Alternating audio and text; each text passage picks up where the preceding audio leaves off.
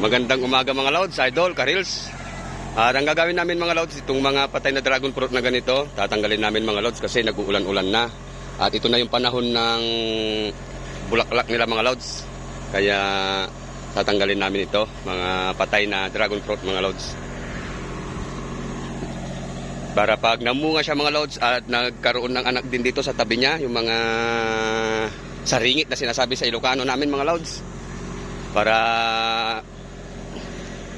pag namunga, maganda yung bunga mga lods, hindi maliliit. At saka walang sakit yung bunga niya, walang mga lods, yung batik-batik na itim-itim. Sige mga lods, hanggang dito na lang ang video na gagawin at mag-uumpisa na kami magtanggal ulit mga lods. Habang hindi pa masyadong mainit mga lods. Yan mga lods, yung turin ng balikatan mga lods. Sige mga lods, stay safe always. Salamat sa lahat ng manunod dito sa aking video reels na gagawin mga lods. Thank you so much to all of you.